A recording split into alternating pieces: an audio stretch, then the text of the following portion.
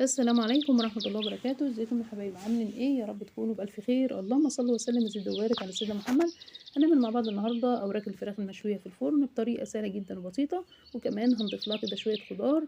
الطريقة سهلة جدا، مقاديرنا بسيطة جدا.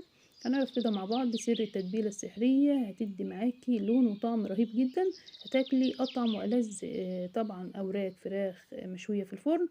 البطاطس معانا دايبة دوب، وكمان أوراق الفراخ واخدة كده معانا لون المشويات الجميل.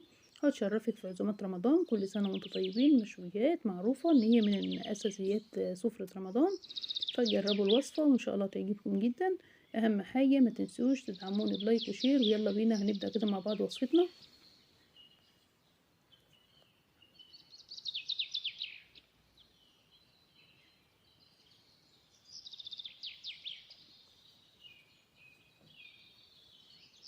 معايا كده اوراق فراخ مغسولة كويس جدا ومنقوعة، وكمان مصفياها كده من المية على حسب طبعا افراد الاسرة.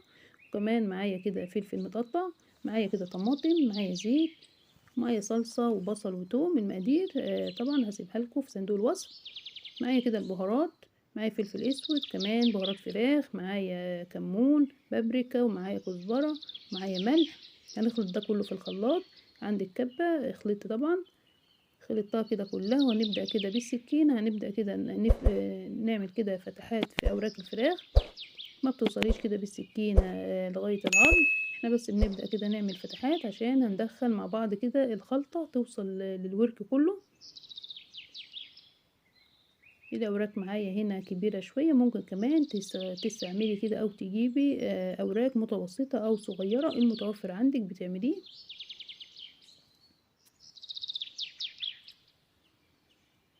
فتحات دي طبعا بتعمل كده، بتساعد طبعا ان الأوراق بتستوي معايا بسرعة، وكمان هندخل كده فيها التتبيلة فبتشرب كده من تتبيلتها وبتخليها بطعم المشويات الجميل. هنبدأ كده بإيدينا طبعا، بتبدأي عشان تتأكدي كده ان التتبيلة وصلت للأوراق كلها. بتبدأي كده بإيديكي بتدخلي كده التتبيلة في الفتحات اللي احنا عاملينها، وكمان هنسيب كده شوية كده من التتبيلة عشان نضيفها كده على الخضار. وصفة سهلة جدا بسيطة جدا، مش هتاخد معاكي وقت ولا مجهود، هتشرفك في العزومات بإذن الله. كل سنة وانتم طيبين. بدأت كده خلطت كده الأوراق بالخلطة، خلاص هنسيبها كده مع بعض. الخلطة دي طبعا هسيبها عشان اضيفها كده على الخضار. هنبدأ كده نغطي الأوراق وهنسيبها كده ساعتين. ممكن كمان تبيتيها قبلها بليلة، يعني بتجهزيها قبلها بليلة كده وبتسيبيها في التلاجة. وهنبدأ كده في صينية، هنبدأ كده ننزل طبعا بصل كده متقطع شرايح كده، هنبدأ كده نوزعه كويس جدا.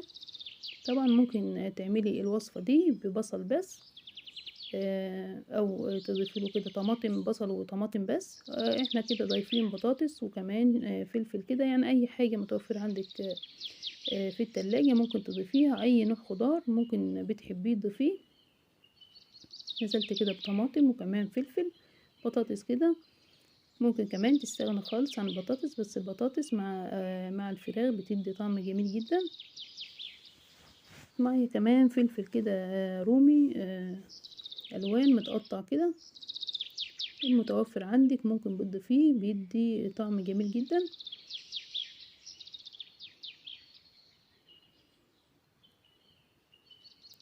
وطبعا الخلطة السحرية اللي احنا عاملينها مع بعض هنبدأ كده معلقة بمعلقة كده، وهنسيب طبعا معلقة واحدة بس هنضيفها كده على أوراق الفراخ في الآخر. وصفة سهلة جدا بسيطة جدا، الخلطة رهيبة، يعني بتودي الطعم في حتة تانية خالص. نجربوا الوصفة وإن شاء الله تعجبكم. هجيب كده الأوراق وهنزل كده بيها على الصينية. بترصيها طبعا، ممكن تستخدمي أوراق صغيرة شوية.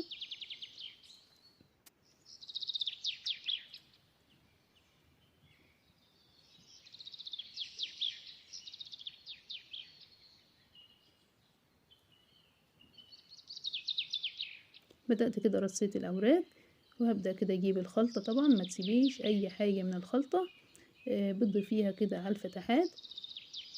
الفتحات اللي احنا عاملينها دي طبعا متشربة التتبيلة، فبتدي لون وطعم جميل جدا في المشويات. نزلت كده بباقي الخلطة. بكون كده مسخنة الفرن بتاعي قبلها كده ب10 دقايق. بتدخل طبعا على فرن حرارته 180 درجة. انا هنا طبعا هدخلها الفرن الغاز. ورقة كده زبدة كرمشتها كده. طبعا مش هنضيف اي سوائل ولا مية ولا اي حاجة، هي فيها خضار فهي اصلا هتنزل السوائل بتاعتها فهتستوي منها فيها كده. وهبدأ كده بالفرشة همسح كده على ورقة الزبدة بمسحة بسيطة خالص من المية. جربي الحركة دي وان شاء الله هتعجبك خالص. وبورقة كده ألمونيوم هنقفل كده الصينية، وهنبدأ كده ندخلها الفرن وهنسيبها كده لمدة مثلا نص ساعة، وهنبدأ كده نشوفها مع بعض. مرت كده نص ساعة. هي بتاخد في الفرن كده من 40 دقيقة ل45 دقيقة. هبدأ كده اشيل الورق ما شاء الله عليها. الفتحات اللي احنا عاملينها في الأوراق طبعا بتساعد ان هي بتستوي معايا بسرعة. بالفرشة كده باخد من الصوص اللي نازل من الأوراق والخلطة كمان السحرية اللي احنا عاملينها. هنبدأ كده في الفتحات بندخل كده بالفرشة بتدهنيها كده. تفرق جدا في الطعم وفي الريحة وكمان في لون الفراخ. هدخلها كده الفرن تاخد اللون الأخير ليها ونقدمها كده مع بعض. شكلها النهائي ما شاء الله مستوية وكمان شكلها جميل جدا. جربوا الوصفة ان شاء الله تعجبكم. هنبدأ كده نقدمها مع بعض. طبعا البطاطس ما شاء الله دايبة دوب، كمان الصوص بتاعها لذيذ وجميل جدا، ريحة معبية المكان. بطاطس ما شاء الله مزبدة معانا ودايبة خالص.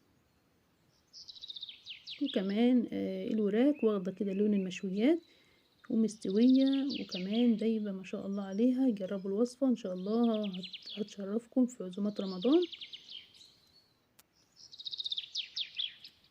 ما شاء الله البطاطس دايبة دوب. ان شاء الله الوصفة تعجبكم وفي رعاية الله.